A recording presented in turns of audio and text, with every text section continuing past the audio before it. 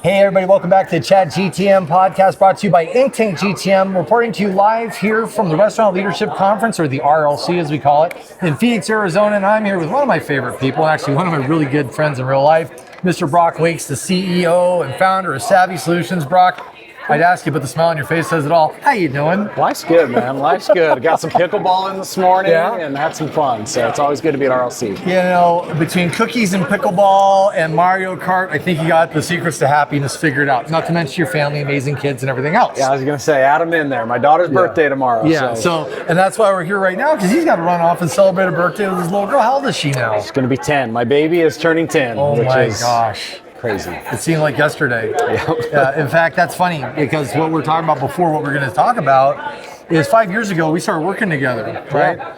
And if you guys don't know, Savi Solutions, Brock's company, they do computer vision for the drive-through, in-store, speed of service, all kinds of other metrics in there. Guest engagement, brand compliance, loss. Basically use video for all the different use cases it has application. And what I loved about the way Brock looks at it is this is not a gotcha tool, it's a training tool. Let's 100%. find what you're doing right and make that better. Let's see what you're doing wrong and see if we can guide you to better decisions, right? 100%. So what we're talking about before, though, is 5 years ago you were saying, you know, there's all this fragmented information over here and over there, and what it equals is an incomplete picture, right? And back then I was like, I kind of get it, but now with the advent of AI, and if you guys had seen Shul Rashidi's presentation at the Mertech show recently, it was all about the strong data layer because everything is built on top of that, right? Correct. Yeah, so tell me a little bit about how that works in today's world with how you see things, how Savi works, and how people should be thinking about their data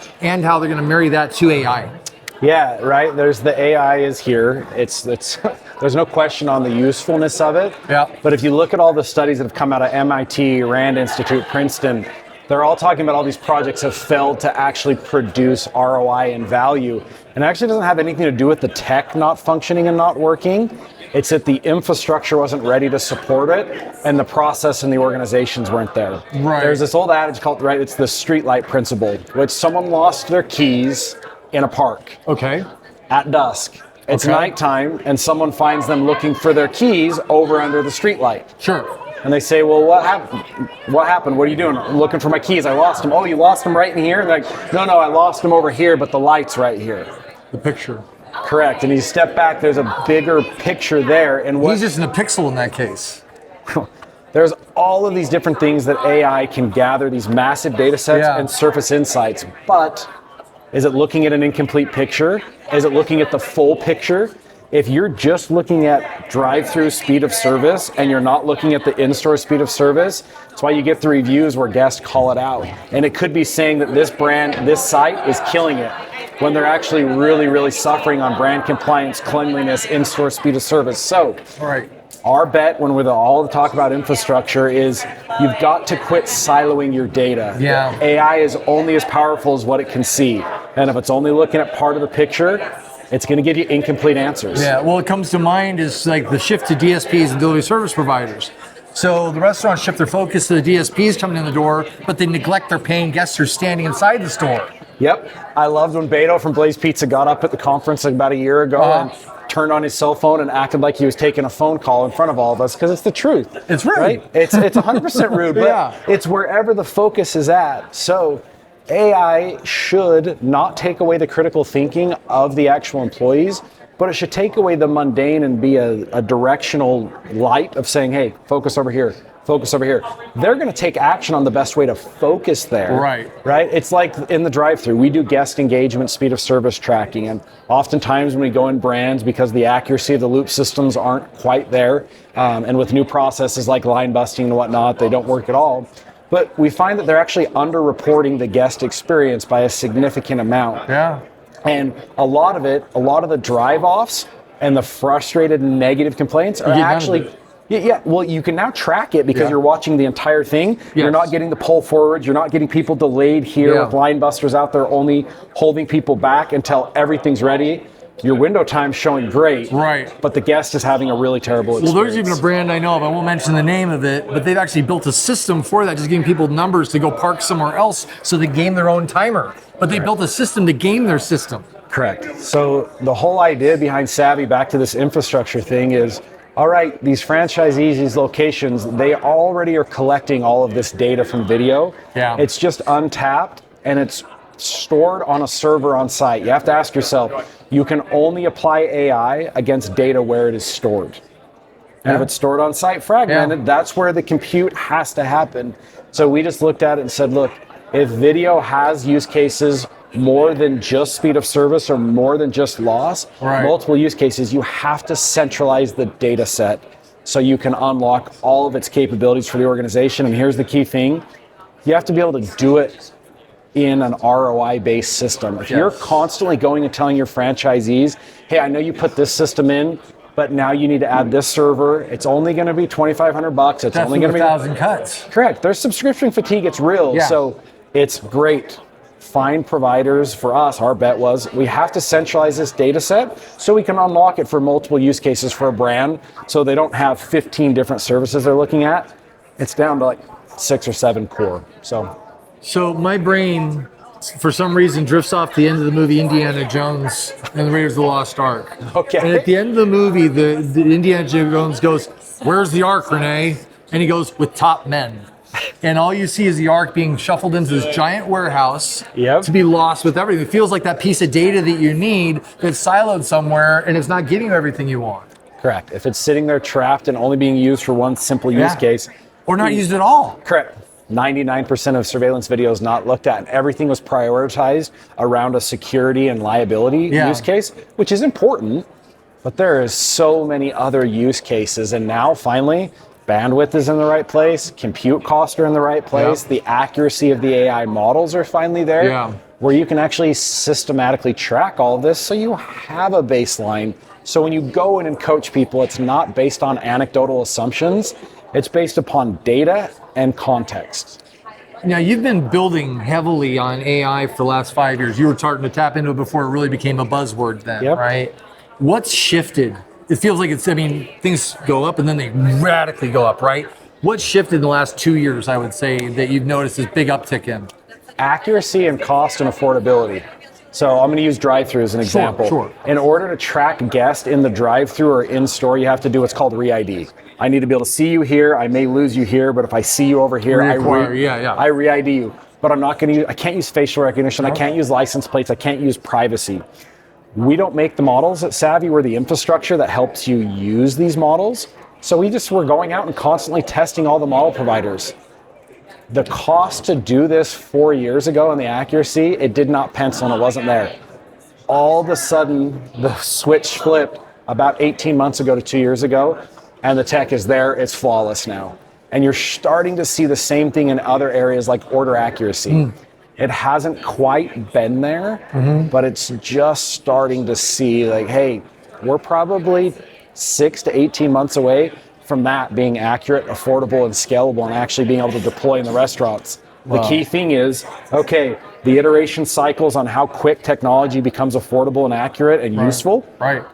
Well, how do you keep up with it? Because you can't just keep readopting new technology every 12 to 18 months, especially when you've got thousands of restaurants. Yeah, it's just not doable. You can't reskin everything all the time. Correct. Right? So that's why we just bet on the infrastructure play. You bet on it then. Yeah, I remember you saying we're betting on this. We're betting big. You had 3 bets actually. Yeah, we bet that bandwidth would become reliable enough. You could get all the video off-site. Did it? We bet that AI would become commoditized or extremely specialized. Nailed it. They're nailing on that one, so we got that one right. Lots of other bets we didn't get right. The third bet, though, that's what happens, was that people would care more about what the product could do for them, meaning change from giving us data to giving us action suggestions. And that's really where the true power of AI, in my opinion, over the next 18 to 24 months is going to come, is if you're looking at context of service times, of cleanliness, of transactions and order, the system's going to start to recognize, hey, your queue is getting backed up, stop upselling. Right? Stop doing these little things that are actually causing service delays. Once the AI has that full picture, it's going to start giving these suggestions. To tune it. And it's prescriptive too. It's not, what's this data trying to tell me? Yeah, it's not flashing red light, so pull forward. Right. It's, hey, you're starting to build up a queue, change this behavior. Right. And when it's become trusted enough by the team members and they realize it's more of a co-pilot than someone replacing them, right, they start to go, oh, when it tells me to do these things, I can trust the data because I know it's getting this full picture. Now I can focus my problem-solving skills on dealing with the guest, making sure the order is accurate, all of those other things. I think that's one of the big unlocks that's going to happen over the next couple of years. Well, you said one word 3 times in a row almost. Trust, trust, and trust. Yes. And the only way you can trust is know the foundation is solid. Correct. Right? Well, let's talk for a second about critical thinking, because we were at that session together when we were at that last show in Vegas. Yeah. With the tools you're giving to the operations and the teams through Savi and other providers like yourself, where do you think the opportunity is to hone in on that human element, the critical thinking element, versus trusting completely, right? Yeah, that's a really, really, really good question. I think what the nice thing about vision, at least what we're working with, you get to see it. Yeah, you can validate the accuracy of the data because you just pull it up and say, that's right or that's not right. Once there's trust there in that, they start to learn, the operator, right, the employees can start to say, oh, this is going to give me exactly what I need to look at. I don't need to go in and spend the time aggregating. I need to take the feedback of it's telling me I need to go address this at this store. I now am just going to go and spend time with that manager, coaching them in this area. I don't need to go address all these other things because I know it's good. Right. But I know this part. And here's the thing. AI is not going to do that coaching. No. It's not going to know, hey, this manager needs to understand this. They're not leveraging their tools the right way, or they're not coaching their teams the right way. They're just not going to know what's going on in a home or with these people is on a human level. Correct. Right? A manager knows that, though. A good manager knows their team members. And so that trust is, I trust that it is telling me that the data it's giving me is accurate and the suggestion of where I need to focus is right. Now I can go and do my job. I don't have to spend 30 minutes before going into a location trying to figure out what's going on and then a bunch of other time they're observing. The data gives me, hey, you need to address this, this, and this. All of that time is now spent coaching, training, and improving. Freeing them up for more meaningful work and more meaningful activities with both their guests and their team members. Yep, engage with guests and team members. Boom. That's what it should be about. It feels like that's the reoccurring theme, is this isn't supposed to replace anybody's job, but lift things out of their hands that something else could do the heavy lifting for and let them do the human part. Correct. Abstract the mundane. I love it. Brock, this is great. What I wanted to close out with is that I can't assume that everybody knows what Savi is. They know a little bit about it, right? Yeah. Savi started in loss prevention, but isn't a loss prevention tool, per se. Yeah, no, we check that box. Right. The core thing about Savi is we believe that video is a data set, not a product. And if it's a data set, there's zero argument in technology that you need to centralize that data set so that it can be used for all of those different use cases. And we're the infrastructure that works with any off-the-shelf camera. We simply deploy onto an edge device, an appliance. It's actually just a Raspberry Pi, or with great partners like Scale Compute and others, where we just deploy a Docker container onto theirs, aggregates and encrypts that data and moves it to the cloud so it can be accessed, integrated, and analyzed. And it's secure.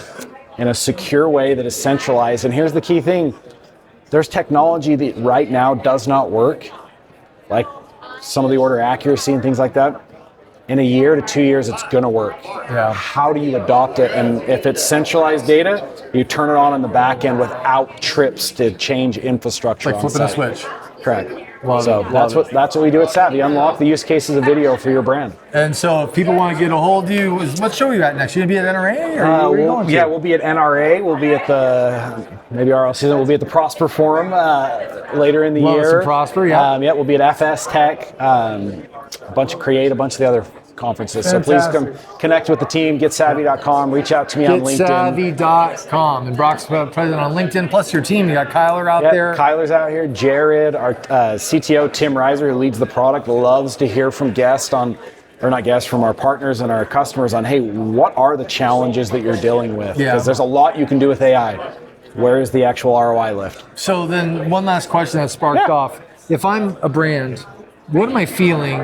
Where am I in my journey that I go, you know what, I really should take a look at computer vision for my drive-through or in-store? Yeah, if you're deploying a lot of different technology, you have to be able to measure it in order to improve it, right? So instead of basing decisions off of anecdotal assumptions, if you're trying to improve the guest experience, truly understand that entire experience from the cleanliness, from how long it takes for them to engage with employees. And obviously, right now, foot traffic's down, so every dollar that comes in is important. Yep. There is some margin that you need to be looking at in the loss prevention side of things. So tons of different use cases for video. Really, though, you've got to step back and quit going after individual products that do one thing, because that's where you identified you're going to go after. Point solutions in the world of AI are a trap that will be very, very expensive in the long run. And what kind of companies do you work with? From the restaurant side customers? Yeah. Franchisee or total brand operator that are between 100 to about 1,500 locations is our sweet spot. We have a number of larger brands, bigger than that we're working with, but right, it's still about the operator. It really is the operator is where the rubber meets the road. So whether it's the franchisee or the brand, quick serve and fast casual, that's where we're a slam dunk. It seems like coffee brands really love you. We do. We're really fortunate to work with Scooter's Coffee, Beans and Brew, the up and coming drink brands like Swig, Fizz. We're fortunate to work with a lot of those different coffee chains. And then a lot of great fast casual brands like Mobetta's. Fortunate to work with all the Marco's pizzas throughout the country. Do a ton of Jersey Mike's and Five Guys. And that's fantastic. All those. I am so happy for you, dude. Yeah, if you don't know, this is one of the best human beings you'll ever meet. And I can say that just because I've known this guy for 5 years, and you see him as a family, as a citizen, and as a businessman. It's really hard to find anything that is a better person than my friend Brock. Thank you. I say that all day. Humbled by that. Love you to death, Beck. But no, grateful for it, right? Business is just people working with other people. Be good to people, and it works out in the long run. I wish more people thought it that way. Yep. Unfortunately, a lot of people are after the short term, but in the long term, that's always what pays off. This is the long game. Yep, 100%. Well, everybody, this has been Brock Weeks with Savi Solutions and Michael Beck here with Think Tank GTM, the ChatGTM podcast. We're signing off from the RLC show, but stay tuned for more content, and we'll see you guys a little bit later. Have a blessed day. Thanks.